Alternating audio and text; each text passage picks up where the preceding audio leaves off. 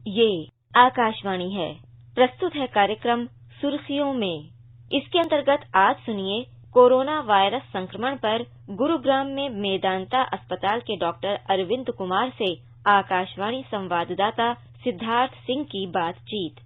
Doctor Arvind, अगर हम vaccination की बात करें तो हम 95 करोड़ के आंकड़े को पार कर चुके हैं और बहुत जल्दी हम 100 करोड़ की डोजेस का जो आंकड़ा है वहां पर पहुंचने वाले हैं। अगर हम इस सफर पर एक नजर डालें तो वो दिन याद आता है जब 16 जनवरी का दिन था और हमने पहली बार वैक्सीनेशन प्रोग्राम देश में शुरू हुआ था। बहुत सारे लोगों के मन में सवाल थे और आज 95 करोड़ से भी ज्यादा लोगों की वैक्सीन लग चुकी है। आप क्या कहेंगे इस सफर के बारे में? सिद्धार्थ जी, इसमें हमने भिन्न भिन्न फेजेस देखी हैं। जब ये 16 जनवरी को टीकाकरण का अभियान शुरू हुआ था तब सब तरफ एक डिसबिलीफ यानी विश्वास न करने का माहौल था, या ये कह दें कि क्रिएट कर दिया गया था। हालांकि मेडिकल पर्सनल्स को सबसे पहले ये दी गई थी और उसके बाद जब ये जनता के लिए ओपन किया गया तो काफी हद तक लोगों में भ्रांतियां थीं। कुछ जेन्युइन थीं, कुछ जानबूझकर व्हाट्सएप और दूसरे माध्यम से फैलाई गई थीं और हम जिसे एक शब्द कहते हैं वैक्सीन हेजिटेंसी, वो एक विकराल रूप में देखने को आ रहा था। और यही कारण था कि उस समय जगह जगह टीके अवेलेबल थे लेकिन लगवाने वालों का नंबर ज्यादा नहीं था। उसके बाद फिर हमारे अनफॉर्चुनेटली सेकेंड वेव आई, जिसमें आप सब ने जानते हैं कि काफी दिक्कतें हमें पेश की। उसके बाद इसके बारे में भ्रांतियां फिर भी परसिस्ट की, लेकिन तब तक लोगों को समझ आने लगी थी कि लगाने से एक बहुत जबरदस्त फायदा होता है, इसमें नुकसान कम है। और जो ये बातें इसके बारे में फैलाई गई हैं ये एक्चुअली गलत हैं और सच्चाई इससे कहीं दूर है। इससे एक टीकाकरण में बहुत जबरदस्त तेजी आई। साथ ही साथ भिन्न भिन्न कदम जो सरकार ने लिए वैक्सीन की अवेलेबिलिटी को बढ़ाने के लिए, इसको बड़े व्यापक रूप में पूरे देश में मुहैया कराने के लिए, उसका परिणाम ये हुआ कि लोग ज्यादा से ज्यादा संख्या में आने लगे और इसी का नतीजा है कि आज हम 95 करोड़ की एक बड़ी विशाल संख्या को पार करके अपने 135 करोड़ लोगों को करीब करीब 100% कवरेज की तरफ तेजी से अग्रसर हो रहे हैं। और अगर यही स्पीड चलती रही तो मेरी मान्यता है कि इस साल का अंत आते आते शायद हर व्यक्ति कम से कम एक डोज टीके की जरूर ले चुका होगा, जो अपने आप में एक विश्व कीर्तिमान होगा। बिल्कुल डॉक्टर अरविंद कुमार, आम आदमी के लिए इतना बड़ा आंकड़ा जब हम बात करते हैं 95 करोड़ वैक्सीनेशन डोज, तो शायद बहुत सारे ऐसे देश हैं यूरोपियन कंट्रीज की अगर हम बात करें तो उनकी पॉपुलेशन ही इतनी नहीं है जितना हमने वैक्सीन लोगों को लगा दिया है। तो एक सफर जब हम देखते हैं तो कहाँ एक वैक्सीन का प्लांट है, मैन्युफैक्चरिंग की हम बात करते हैं, मैन्युफैक्चरिंग के साथ भारत जैसे देश में जो कि ट्रॉपिकल कंट्री है, और जब वैक्सीन के अगर हम शुरुआती दौर की बात याद करें तो जब फाइजर और मॉडर्ना जैसी वैक्सीन की बात चल रही थी और दुनिया हमारी तरफ देख रही थी कि भारत कैसे करेगा, क्योंकि ये एक ट्रॉपिकल कंट्री है, यहाँ पर वैक्सीन के लिए जो कोल्ड स्टोरेज या जिस तापमान की जरूरत है वहां पे हमको एक इंडियन वैक्सीन मिली कोवैक्सीन के रूप में, कोविशील्ड के रूप में, जो यहाँ के टेम्परेचर के हिसाब से काफी कुछ उनको इजी था उनका लॉजिस्टिक्स। इस पर आप क्या कहेंगे? सिद्धार्थ जी, जब वैक्सीन की बात हो रही थी तो शायद जब मॉडर्ना और फाइजर आई थी तो लोगों ने ये सोचा होगा कि अरे ये तो इंडिया में कभी मिलेंगी ही नहीं और इंडिया तो कभी इस सब के मामले में नहीं आगे बढ़ सकता। लेकिन हम बताना चाहेंगे अपने श्रोताओं को कि जहां तक वैक्सीनेशन का सवाल है, पिछले करीब 20-25 वर्षों में इंडिया वैक्सीनेशन या वैक्सीन बनाने के मामले में एक विश्व शक्ति के रूप में उभर चुका है और सबसे ज्यादा टीके न केवल कोविड के, इससे पहले भी जो और टीकाकरण अभियान है उसमें सबसे ज्यादा टीके हमारे यहाँ बनते हैं, सस्ते बनते हैं, बहुत उच्चतम स्तर के बनते हैं और पूरे विश्व को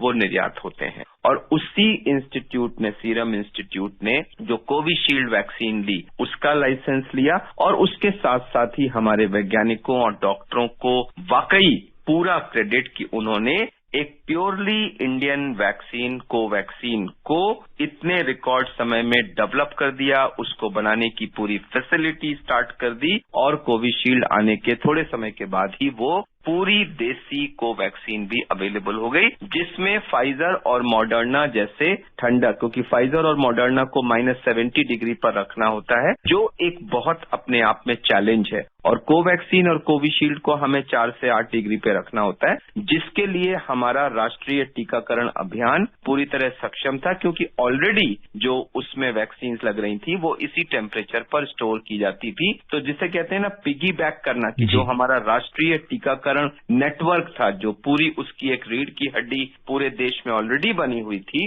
उसी को थोड़ा सा और विस्तृत करते हुए, उसी को और ज्यादा पॉपुलराइज करते हुए और ज्यादा एक्सपैंड करते हुए उसके साथ साथ इसको भी पूरे देश में रोल आउट कर दिया गया। तो मेरे ख्याल से अगर हम इस वैक्सीन के सफर को अगर देखें तो उसमें एक हमारा जो साइंटिस्ट और डॉक्टर्स का रोल है, उन्होंने जिस तरह से इस कठिन समय में न्यूनतम समय में एक वर्ल्ड क्लास वैक्सीन दी, तो उसके बारे में अगर हम सोचते हैं तो हमारा सर गर्व से ऊंचा हो जाता है।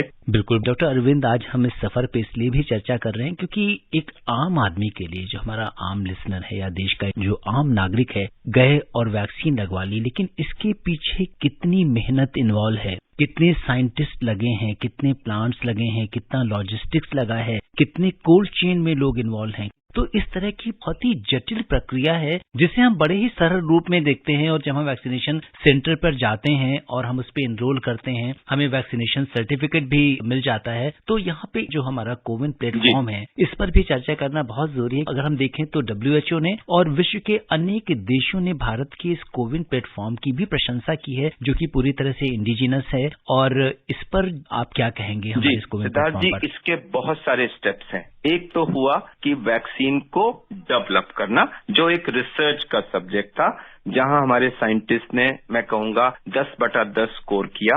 एक बहुत ही कठिन समय में, न्यूनतम समय में उन्होंने वर्ल्ड क्लास वैक्सीन डेवलप करके दे दी। वो एक अपने आप में अजूबा था। उसके बाद दूसरा स्टेप आया उसका भारी मात्रा में प्रोडक्शन करना, वो भी दोनों ही कंपनियों ने की। तीसरा स्टेप आया भारत जैसे विशाल देश के सुदूर इलाकों में उसको कोल्ड चेन को मेंटेन करते हुए भेजना, वो अपने आप में एक रिकॉर्ड था। और ये हेल्थ एक स्टेट सब्जेक्ट है, तो इसमें सेंट्रल गवर्नमेंट और स्टेट गवर्नमेंट्स का आपस में बहुत जबरदस्त समन्वय की जरूरत थी। कोविड वैक्सीन सेंटर से वहां से वैक्सीन उठेगी, भिन्न भिन्न राज्यों के कैपिटल में जाएगी, वहां से जिलों में बटेगी, वहां से छोटे छोटे शहरों में बटेगी। अपने आप में यह एक सप्लाई चेन का, मैं कहता हूं, एक बहुत ही उत्कृष्ट उदाहरण था। ये पहुंच गई। इसकी सबसे जरूरी है कोल्ड चेन मेंटेन करना, उसको आइडेंटिफाइड जगहों पे, चाहे वो अस्पताल हो, स्कूल हो या दूसरे सेंटर्स हो,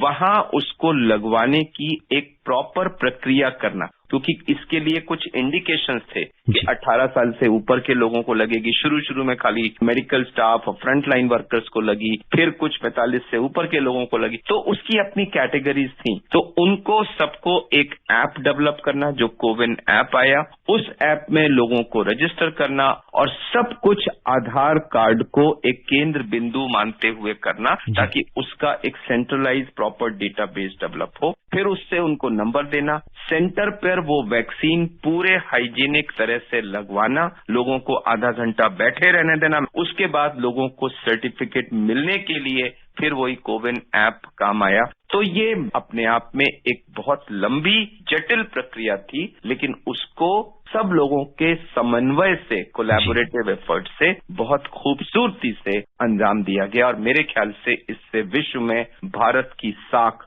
बहुत बहुत ऊंची होगी, इसमें कोई डाउट नहीं है। डॉक्टर अरविंद, आप कोविड-19 के इस विशेष कार्यक्रम से जुड़े, आपका बहुत बहुत धन्यवाद और आभार। थैंक यू सिद्धार्थ जी, आपको भी और सभी श्रोताओं को मेरा सादर नमन। अभी आप सुन रहे थे कोरोना वायरस संक्रमण पर गुरुग्राम में मेदांता अस्पताल के डॉक्टर अरविंद कुमार से आकाशवाणी संवाददाता सिद्धार्थ सिंह की बातचीत। ये कार्यक्रम आकाशवाणी के समाचार सेवा प्रभाग द्वारा प्रस्तुत किया गया। इसे आप हमारे mobile app news on AIR और YouTube channel news on AIR official पर भी सुन सकते हैं। इस कार्यक्रम के संबंध में अपनी प्रतिक्रिया आप हमें ईमेल कर सकते हैं। पता है airnsdtalks@gmail.com। ये कार्यक्रम फिर से सुनने के लिए लॉग ऑन करें हमारी वेबसाइट newsonair.nic.in।